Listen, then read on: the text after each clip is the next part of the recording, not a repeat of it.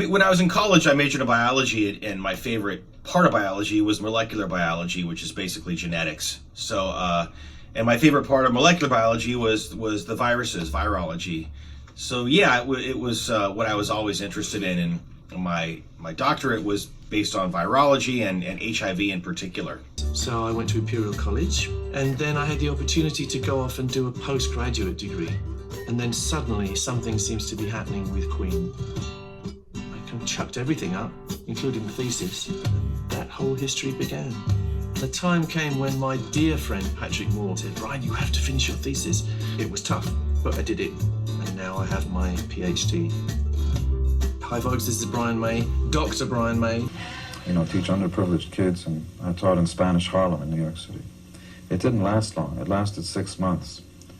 I soon figured out that what I wanted to do was to be up on stage in front of people. And no matter how well the lessons went, at the end of the day, nobody clapped. I was hurt. My day is spent by very carefully dividing up my time. From 8 a.m. to 6 p.m., I'm on campus and I'm doing academic work.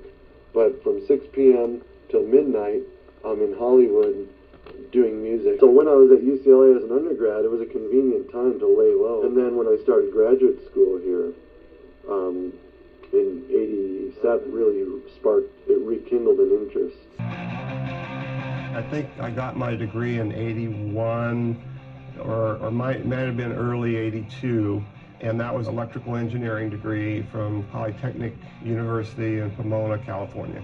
And I was hired right out of school into a company called Advanced Micro Devices.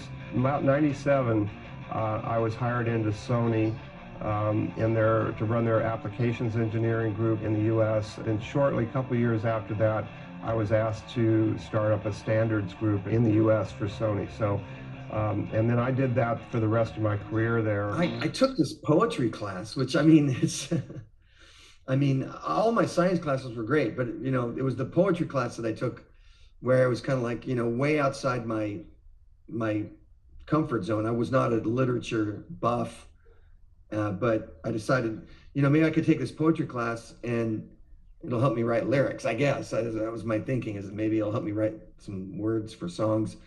And in fact, I guess I did write the song Impressions based upon a poem that I wrote in that class. So it did, you know, help some, but that was just kind of a fun, you know, thing to do, just completely at 180 degrees, because I was taking all science courses and here I am taking this like poetry course. So that was kind of fun. After a year on tour, I was like, screw this. And I went back to college. Yeah, it was utterly mind numbing and boring, and just singing the same songs over and over, and there's tons of travel, packing, unpacking, and none of it was interesting. Mm-hmm.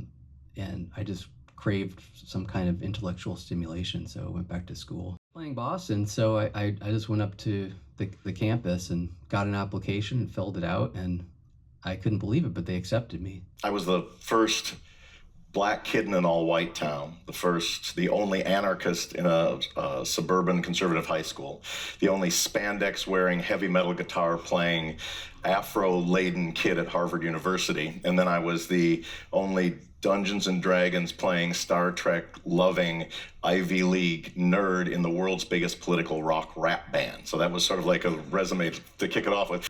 For some reason, I sat down and I wrote a paper about how to convert the Aegis weapon system, which is a system that's used to protect American carrier battle groups from air-breathing threats, to how to modify it to do mobile theater missile defense. Why I wrote it, I have no idea. It seemed like it was the right thing to do. And because of the work that I did and still do with musical instrument companies in the early 90s was the time when two things were happening. One is analog recording was morphing into digital recording, and there was a merging of computers and musical instruments. I had taken a leave of absence to do the recording. When I finished the first Boston album, I went back to Polaroid. I had no expectations of success whatsoever. I actually expected total failure. That's what I was hoping. The first show was at a high school. We were opening for a local band. There were 200 kids. Not one person applauded or even made a noise. The second one was a 1,500 seat club, which was big to me.